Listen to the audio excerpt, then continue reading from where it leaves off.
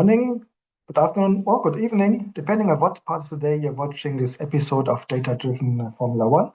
My name is Patrick Henz, and today I think we have a very special episode because we are speaking about this man, Ayrton Senna, here in his very small Lego version. But it's not that we're speaking about his whole biography. We want to focus on his mindset. So we're speaking about psychology, what made Ayrton Senna, and at the end, such a successful racing driver, Formula One driver, for many, the best of all times. We discussed it many times in the past. Difficult to say who is the best of all times because Formula One 1950s had been something completely different than Formula One 1980s or Formula One in 2025. We are speaking about complete different things, even if it has the same name. So from my point of view, impossible to say who was the best of all times, but I think we can completely agree if we say that Ayrton Senna definitely was one of the best. And of course, one of the most famous Brazilians. You can see here the top 10 of most famous Brazilians, of course, highly subjective. I asked the AI system from Perplexity who we got on number one. Not a big surprise, the football player Pelé. Then Ayrton Senna already on the two. On the three, Carmen Miranda, actress in singer. Four, Oscar Niemeyer, the famous architect, and also not only designing very iconic buildings, which you can see in the various Brazilian cities, but also outside the country. But he was also one of the co-planners of Brasilia. Then number five, again a singer, Roberto Carlos. Number six, another football player, Neymar. Then writer on the seven, Machado de Assis. Eight, again, a football player, Ronaldinho. Then the supermodel, Adriana Lima. And on the 10, Antonio Carlos Jobim, bossa nova musician, famous all over the world, especially from the song A Garota de Ipanema, the girl from Ipanema in English. So interesting, quite a mixture of famous Brazilians, all different backgrounds, and at least according to Perplexity, when I did the top 10, as you know, generative AI, every time you ask it, it may provide you a slightly different answer, but as I asked, Ayrton Senna had been the number two.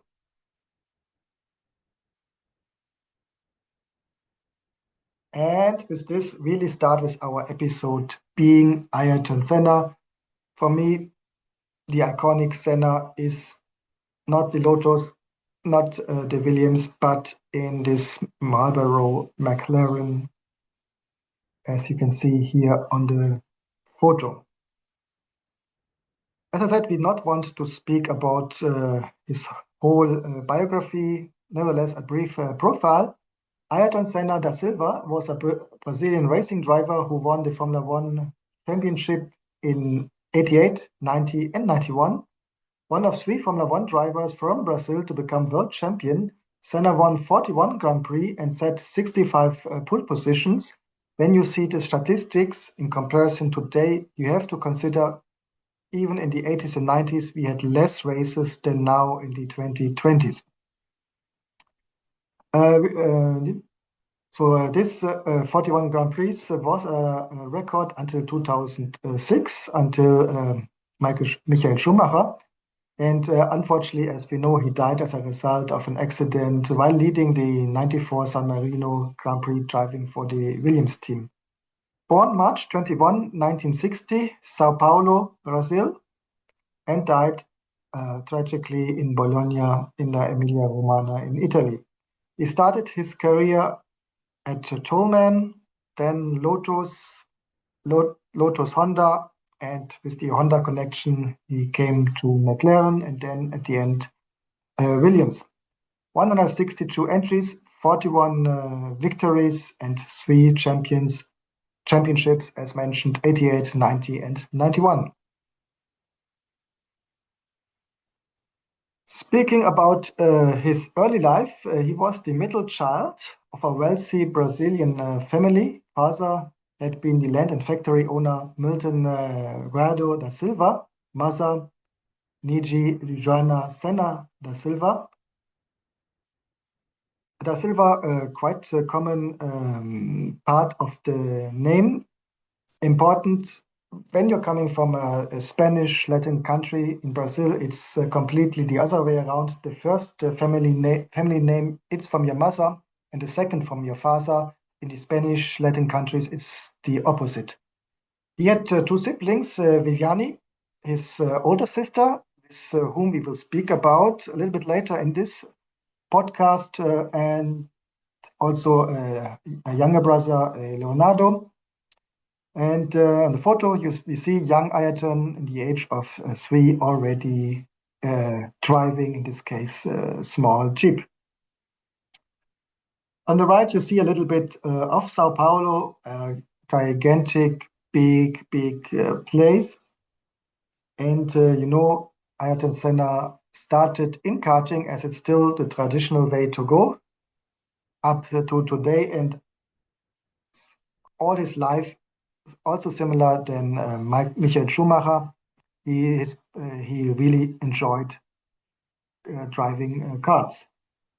I put here also a small statistic about religion in Brazil, a number from 2019, where we have 50% Roman Catholic and 31% Evangelic Christians. In Senna's time, the numbers would have been a little bit different, higher potential of Roman Catholic and a small group only of Evangelic Christians. But this Christian group became has quite a rising number of people the last decades. So I would assume these numbers may be even higher today in 2025, but I didn't found a complete actual statistic. Why I'm showing you this, you will see a little bit later in today's podcast. Why we are not doing a typical episode covering the whole life of the driver? Because there is a lot of information around about Senna, and I just mentioning two here. We have also the quite famous documentary Senna, No Fear, No Limits, No Equal from 2010. And this one, I think, perfectly documents Ayrton Senna from birth to death. If you're a little bit more into fiction, I can recommend the limited series on Netflix, a Brazilian series just called Senna. And here we see him, if I remember it right, from karting to his fatal accident. If you enjoyed Rush, you will enjoy Senna, because it's quite similar from my point of view. Even in the first episode, we see similar than in the Rush movie, an accident in a lower racing series where Senna got hit and kicked out of the race by one of his competitors. This reminds me very much to the Rush movie, where we had the same with Niki Lauda. Of course, we see here. So this is, I think, the series got a lot of things right. A lot of the iconic photos we have from Senna, we see here as little episodes. Also, I enjoyed seeing how they showed Brazil in the 80s and 90s. Quite interesting insight how it was. Quite interesting flashback if you like the country. Of course, it focuses on the famous rivalry Alain Prost, Ayrton Senna, and maybe this is the only critic I think they showed Prost a little bit too critic and Senna a little bit too positive. Even to be completely fair, they also showed Senna from some of his maybe a little bit more negative um, sides, and also at the end showed the positive sides of Alain Prost, and correctly showed that Senna and Prost, I wouldn't say become friends, but their relationship normalized, especially after Prost left the sports or not retired and became more a commentator. So again, it's a Brazilian series, but it's a little bit Hollywood, like Rush. If you enjoyed it, give it a try. You can find it on Netflix. Coming back to religion, because it played an important role in Ayrton Senna's life, two quotes I have. First, from Senna himself: just because I believe in God, just because I have faith in God, it doesn't mean that I'm immune. It doesn't mean that I'm immortal. So logically, he was aware of the high risk. Even if he was driving, we will see this later, he was like in a flow and, of course, not thinking about this objective. As you may remember, he was a very hard driver, on the edge of being unfair sometimes. And this is something maybe we see with all the very successful drivers. And I'm speaking here about people who won the championships various times. Maybe an exception was Fango, who was like a gentleman driver. But I think after Senna, all drivers who won various times the championships had been hard drivers, sometimes a little bit over the limit. I'm thinking here, of course, Michael Schumacher, Lewis Hamilton, and Max Verstappen. So this maybe is something which is the difference between a very good driver and one of the GOATs winning the championship various times. And Gerhard Berger said this, and this goes a little bit in this direction. Before the race, he read the Bible, and in the race, he drove over your head. The super successful are all like this. This is what Gerhard Berger said, and so a little bit what I also mentioned. Religion. Ayrton Senna wasn't always a religious person. As I said, he came from a quite wealthy background. And wasn't that faithful. Also, his education by his parents wasn't that strict religious, but he had this special experience in 1988 in the Formula One season, especially in Monaco, where he had this event.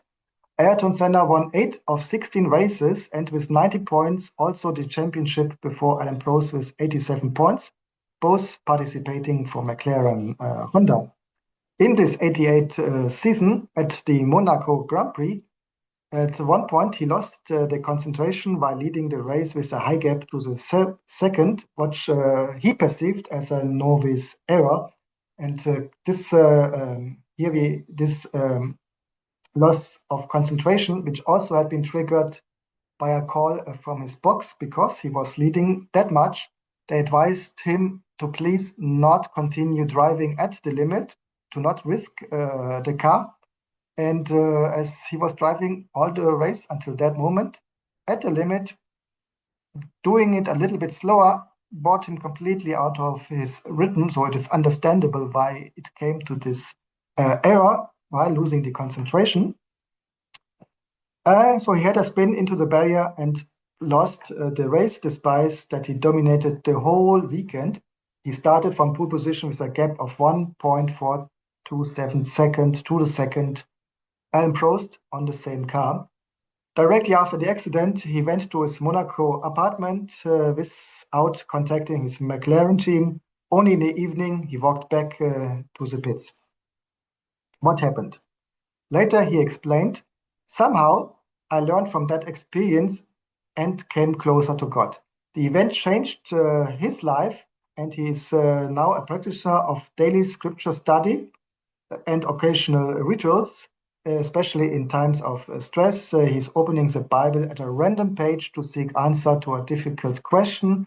And we know before the races, he also took such moments and read part of the Bible as part of his ritual to prepare for the race.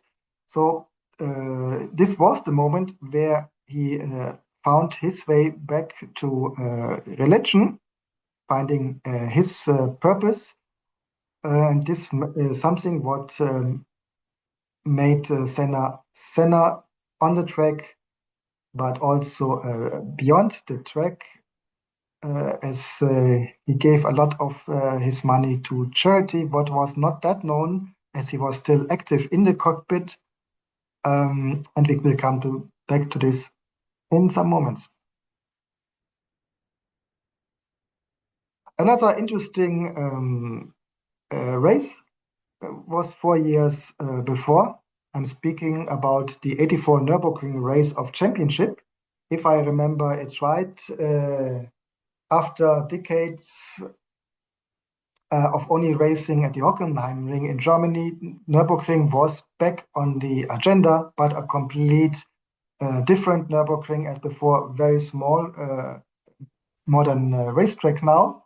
And to celebrate this return, Mercedes-Benz, who was also celebrating the launch of the Mercedes 190, the small Mercedes at that time, invited a big number of the most famous Formula One players, Formula One drivers of all times to race. And this was interesting because in the beginning we discussed who is the best driver of all the time.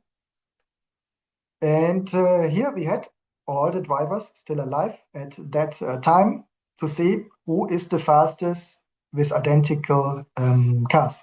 So this race was held on May 12, 84. The race featured 20 of the world's top drivers, including 9 out of 14 living Formula One world champions at that time, and 2 future champions. The one we were already discussing, Alain Prost and Ayrton Senna. This made it a race with the highest number of Formula One world champions in history. All the participants drove identical Mercedes-Benz 190 2.3 16 Valves cars, slightly modified for racing. Interesting for the ones like me who watched it on the TV as first before the Formula One race, because there was a longer speech by the president of the state, Dr. Bernhard Vogel. He spoke a little bit longer than expected, and due to this, the race started while the cameras were still on the politician. The pole sitter, Alain Prost, didn't win the race, but Ayrton Senna. And here, Alain Prost later claimed that Ayrton Senna, at that time not in the same team yet, he claimed that Senna forced him off the track on the first lap, allowing Senna to take the lead and hold it for the rest of the race. Second, Niki Lauda, and third, Carlos Reutemann.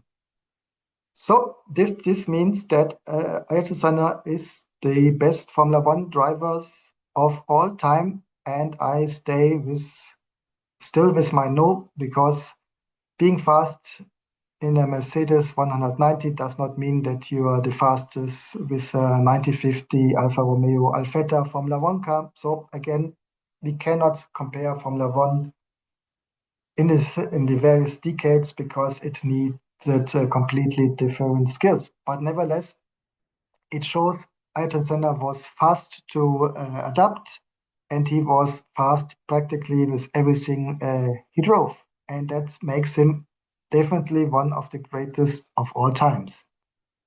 If you are watching this podcast, meaning you are on with the video podcast on YouTube, YouTube Music, and Spotify, you see, as always, some photos, images if you're just with the audio version, look out for the video version because I think it gives some additional information. So that's why this is our preferred version. Come back to the 88 experience. Another quote here by Ayrton Senna. As you see, Senna and the rain. I had a strange experience. Over the weekend, I felt, this is not from the Monaco event. This is what he said after finishing the whole championship, so at the end of the last race. I had a strange experience. Over the weekend, I felt his presence, God, he meant strongly, especially on the day of the race. I felt like he was with me and I was with him.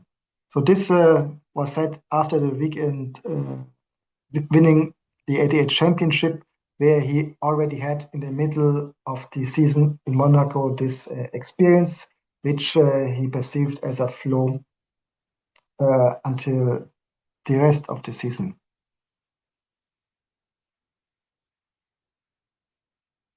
Speaking about some psychological theories, before we go into my Maslow's hierarchy of needs, quite old model, let's see another quote by Ayrton Senna. The harder I push, the more I find within myself.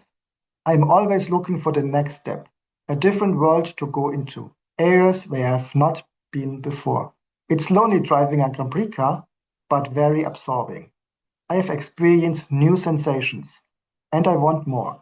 This is my excitement, my motivation. So these are Senna's words, and I line it here with a very old theory, like, yet more than 60 years, Maslow's hierarchy of needs, the original version. And I will come to critics to this model later, but let's describe it. It's the hierarchy of needs, also known as a pyramid because of the triangle form.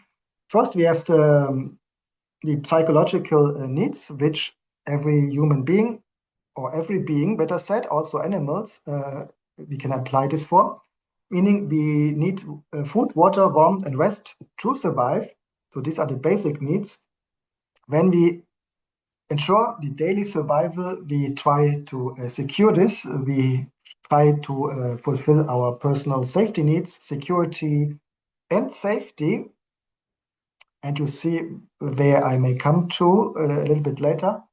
When this is ensured, we have the psychological needs on the next two steps. First, belongingness and love needs, intimate relationships and friends, and esteem needs, prestige, feeling of accomplishment, and at the end, self-fulfillment needs, self-actualization, achieving one's full potential, including creative activities.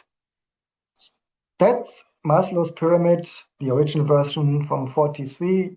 And if we relate it to a Formula One driver, especially Ayrton Senna, we see already one problem: safety needs. Formula One is not a safe sport.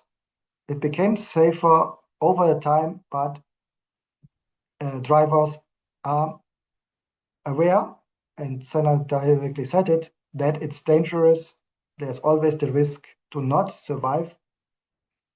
So to fulfill needs of a higher level, Formula One drivers are giving up their safety needs. Also, Senna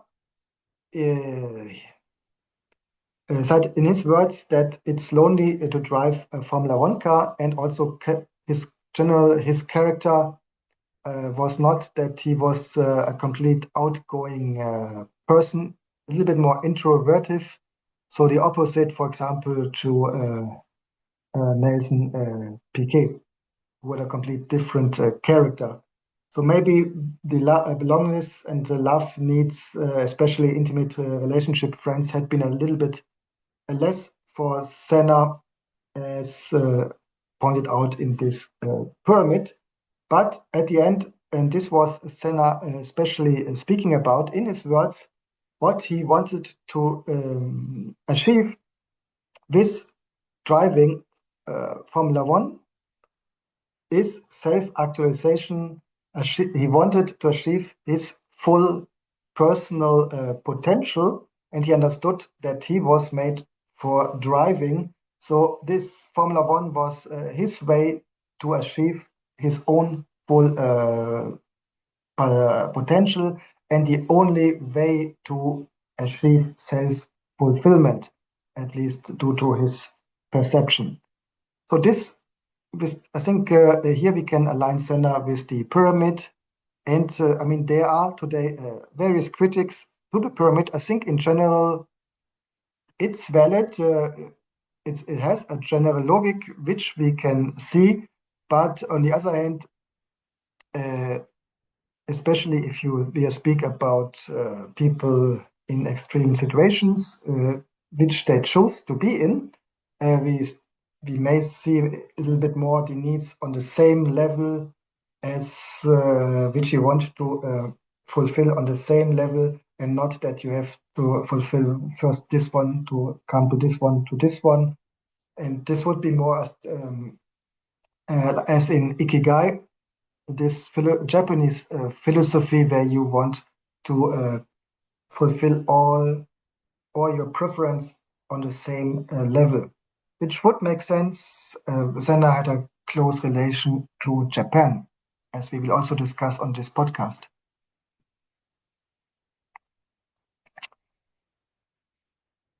Transcendence, again, related self-fulfillment. Another quote: suddenly, I realized that I was no longer driving consciously, and I was kind of driving by instinct only. I was in a different dimension. I was so over the limit, but still able to go even more. I realized that I was in a very different atmosphere. I was well beyond my conscious understanding, so he perceived to have reached his full potential and this level of self fulfillment.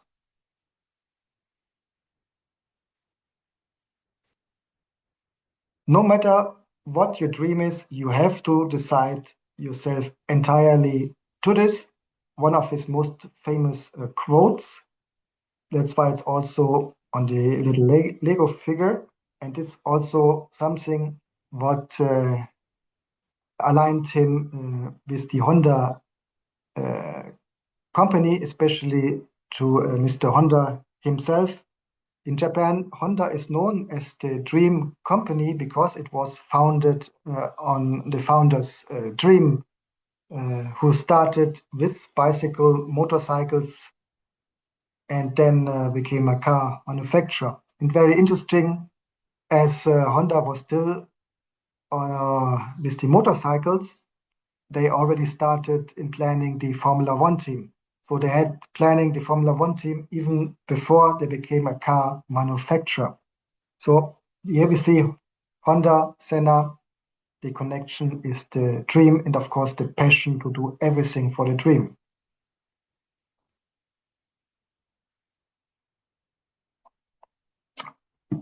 Fair to say that Senna, as all Formula One drivers, had been a success seeker, in opposite to miss success avoiders. So he was looking for the situation to become successful, while other people who I think never become Formula One drivers tried to avoid situations where they may fail. So these are people who, I know I don't think where we will find them, but Formula One drivers are success seekers. Again, Senna's words: being a racing driver means you're racing with other people, and if you no longer go for a gap that exists, you are no longer a racing driver because we are competing. Um, Working in the corporate space or in general in organization, this is of course also a risk factors because you may perceive gaps where there are no gaps, and this leads to accidents. Uh, for a racing driver, accidents, risk of health and safety. If I look where we have success seekers, maybe in companies, typically would be the sales department. And if they are in situations which they not completely know, uh, they may see gaps which are not existing. For example, if we send them to a country with a higher corruption level, they may see a gap with giving a bribe because they perceive this is somehow what people are doing in this country, in this region, which brings the company into trouble as there are the various anti-corruption laws. And of course, important is a false perception as corruption is never part of culture and always people are suffering due to corruption. I have had the luck to lived in different places of the world, traveling different places. So I really know that people are suffering due to corruption, and due to this, we cannot support such behavior, even by a success seeker. So here, the same as for a race driver who do, for example, the track walk before the race so that they know every detail of the racetrack, every hole, every curve. The same we do in companies uh, with our employees who are traveling to places where we know there's a higher level of risk. Other important point I like to talk about dehumanization, something which Ayrton Senna used as a tactic. To stay competitive, Ayrton Senna avoided bonding with his rivals, seeing them not as people but purely as competitors. He used his technique especially during the years he competed with Alain Prost. After Prost retired in 1993, Senna began to approach him more amicably. As I said, then I wouldn't go that far that they became friends, but they met after the races, they spoke together, so they not have been enemies as you saw them while they've been both in the same team, and also later if they go for different teams. But this was really a technique Senna used to not be empathic with your competitor, which would maybe slow you down a little bit, not going for the gap, not driving at the limit, sometimes over the limit. So this was with Alain Prost because he understood that he was on a similar level as himself. Maybe I would assume he didn't thought he would be on the same level, but very near to his level. This may explain why with his other teammate, Gerhard Berger, he had a complete different relationship, very friendly. So here Berger remembered, he taught me a lot about our sport and I taught him to laugh. Here, I mean, as you remember, um, the 80s, 90s, Gerhard Berger practically never had been very close to Senna. There always had been a pretty big gap. So that's why was a different relationship with Alain Prost. And maybe someday we speak about Gerhard Berger. He was highly talented, but maybe he lacked a little bit this killer instinct. And that's why he never won a Formula One championship despite his talent.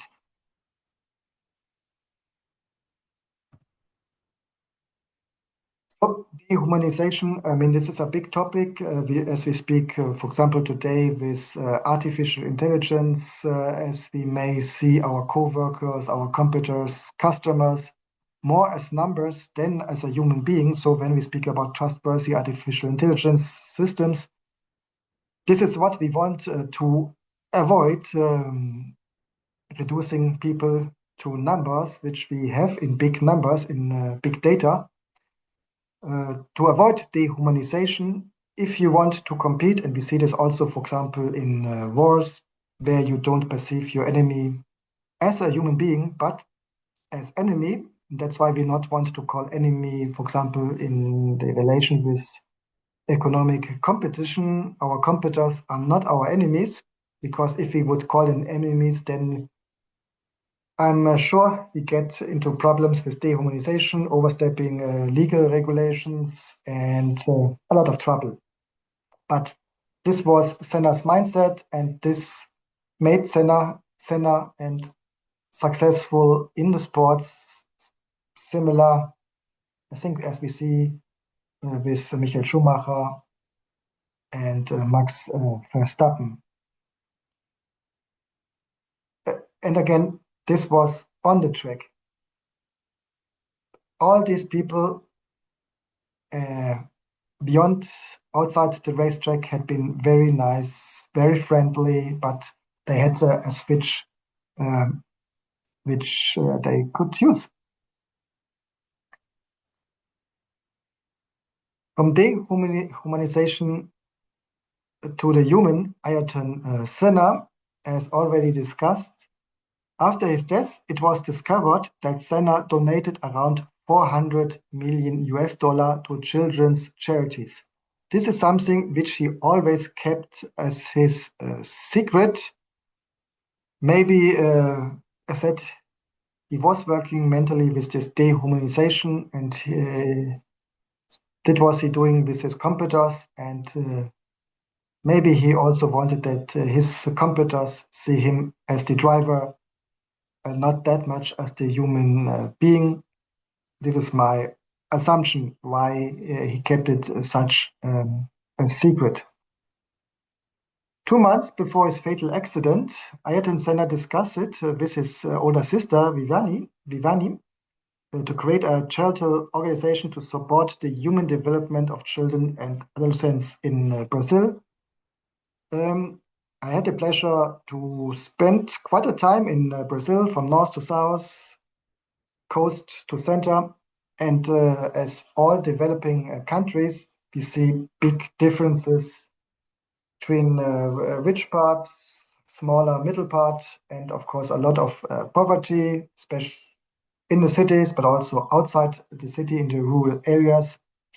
Of course, this is not limited on Brazil. We see this also more, and maybe more and more, in developing countries too, as here in the US. If you visit the rural areas, you also see the big differences between higher and lower income families. So, of course, he came from a higher family, where in Sao Paulo, where normally you do not have that much relation. You don't go in favelas, of course, not it's dangerous, but also normally the different parts of society stay in their bubbles. The only way where they met is that normally, I don't know if it was in Senna's family, but there is normally a person helping in the household, cleaning, washing, whatever, several days a week. And this person comes from the lower bubbles and stay in the higher bubbles, to say it that way. Um, it's quite interesting, because normally families treat these people very good. So it's not that they mistreated. Normally families really, and due to my experience in Latin America, these people helping the household are very well treated by the families in most of the cases. And this is a little bit the link many families have to understand also how the other parts of societies are living. And Senna, of course, proactively had been interested in this, and he was a very proud Brazilian. As you saw, for example, in one of the photos after the race, he was with the Brazilian flag. So he was very proud being Brazilian, but of course, well aware of the social problems of the country. Back to the topic, so that's the way the Instituto Ayrton Senna, which still exists today, was founded in 2014 and since then invested around 18 million US dollar in social programs and action in cooperation with businesses and non-governmental organizations. The idea is changing lives through education. So this is the focus of this NGO, fostering education, because as an educated person, of course, you have more opportunities later in life.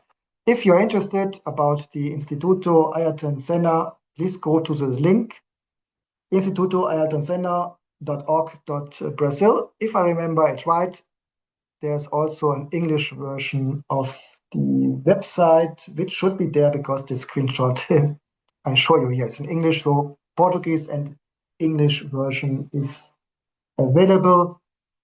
Information about the Institute, of course, also information about Ayrton Senna, which up to today, I've showed you the top 10, is not only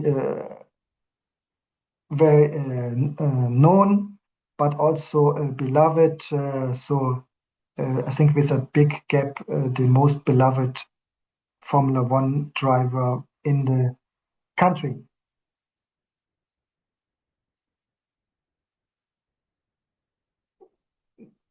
Some statistics, nevertheless, at the end, and also to show you photos of the iconic Marlboro McLaren, one of my favorite car designs because very aerodynamic, very simple, very functional designs, together with this famous livery, which I think looks perfectly together. From an aesthetic point, I mean, I can understand why tobacco was forbidden. Tobacco smoking kills, no doubt about it. And due to this, I also agree with the regulations that we are not allowed to have tobacco advertising on the cars anymore. So I'm completely okay with this, even though from an aesthetic point, I like this red and white, which was, as if I'm right, pop painting image, which was acquired by Marlboro to use for this new cigarettes back in the time. So again, the titles here we see the 88 car, 1990. We won again the title with the Marlboro Honda, and again in 91. After this, Marlboro McLaren lost the Honda engines and, as you may remember, was not competitive anymore. That's why he changed to Williams, where he sought to win titles again. Some other aspects I like to include in this podcast, the concept of saudade. Saudade is a Portuguese word deeply rooted in Brazilian culture, even though we find this also in Portugal. So it's something where the Portuguese culture influenced Brazil, which is a mixture of various cultures. So saudade, and I really know, is part of Brazilian culture. I experienced this myself, people speaking a lot about this, and I think it's part of the way Brazilians are, part of Brazilian behavior, but here I'm speaking about my personal perception. So, saudade describes a complex emotional state of longing, melancholy, and nostalgia. It is often used to express a deep emotional state of missing someone or something that is absent, but also carries a sense of sweetness and fondness for the memories of the past. In German, I would describe it with Sehnsucht, which you can be related to a state of mind, a place, a person, whatever. So I think in German this word comes close to saudade. Very interesting. Saudaci does not exist in the other big Latin language in the area. Saudaci does not exist in Spanish. That's why in some countries, if you want to express the emotions of Saudaci, you use the Portuguese word. So this is some of the few examples where Portuguese language entered Spanish language, at least in the countries in South America, because I don't recognize it from the Spanish in Mexico, for example.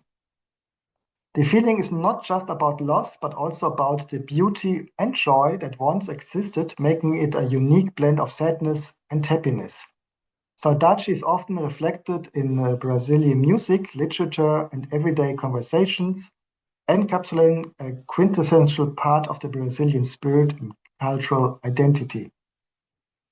That's Saudade, and really, due to my perception, as I have been in the country, yes, I can confirm that's as described. Later, we will speak about a playlist which we did on Spotify directly about Ayrton Senna. And here I also included one song by Chris Rea, big Formula One fan, which he dedicated to Senna. And this one is called Saudade. Another interesting relationship is the Brazilian Senna and Japan.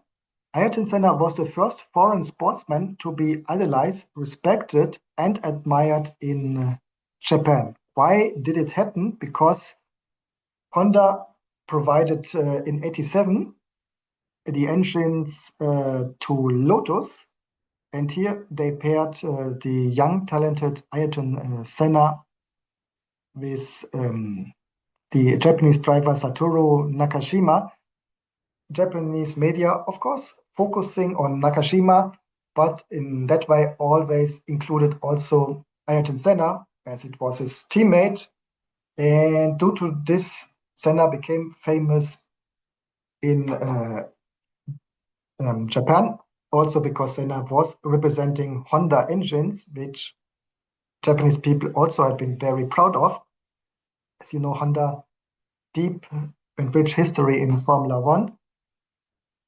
So in addition to representing Honda engines, he played a significant role in popularizing Formula One in the country. And Honda founder and chef Soichiro Honda himself was an outspoken Senna fan, and to this day, Senna continues to feature in Honda commercials. In fact, just last year, I saw him in a Honda commercial on TV, on the streaming platforms. So yes, Honda still uses Senna up to date in their commercials. Why Soichiro Honda was such an outspoken fan, and something which you also see in the Senna series.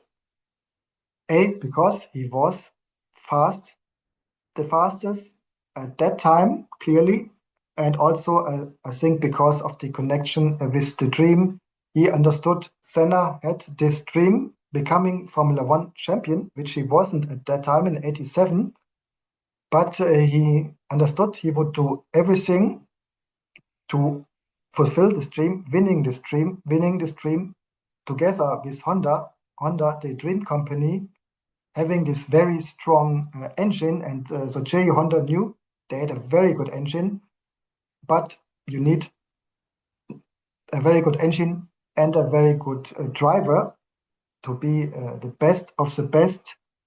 And so it was a natural fix. Damon Hill stated to this much later. Senna, really was a mythic figure in his own lifetime. The Japanese and the Brazilians saw him as a god. His passion was undeniable, and I sincerely believe he wanted to make the world a better place, which we discussed. He had this attitude he gave to the people in need. He was in the process of founding the Senna Institute. And yes, Senna had been idolized in both countries. We had in Brazil, for example, the Zeninha, Little Senna comic still exists up to date. And also in Japanese manga, they used Senna as an idea how to show Formula One drivers in manga series.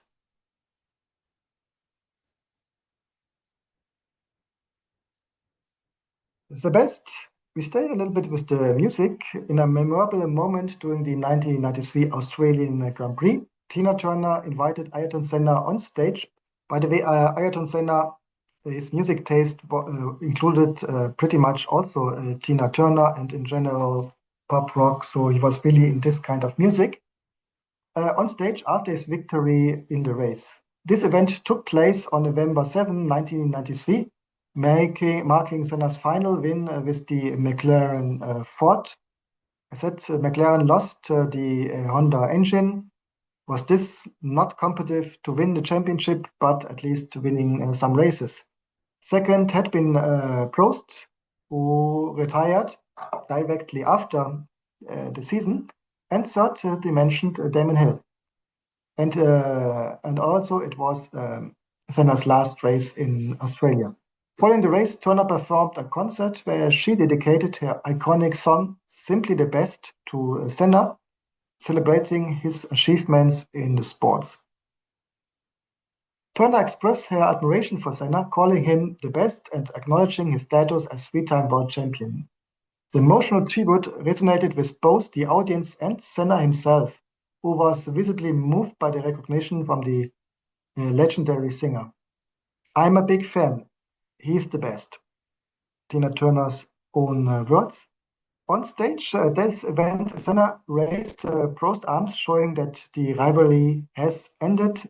As said, Prost retired after this event, and with this, Senna started in his mindset the the shift from dehumanization of his rival Prost to the humanization again of the person Alan Prost. And with this, uh, I want to finish today's episode. As I've mentioned, if you are into music, please have a look into Spotify. Being Ayrton Senna, the soundtrack, where we have, of course, Tina Turner's The Best, we have Saudaci, we have a song called Senna in the Rain, also quite melancholic song. So, and some more. So, have a look and hopefully you enjoy it. In general, if you like data-driven Formula One, the podcast, follow us on YouTube, YouTube Music, or Spotify. Give us a like under this episode.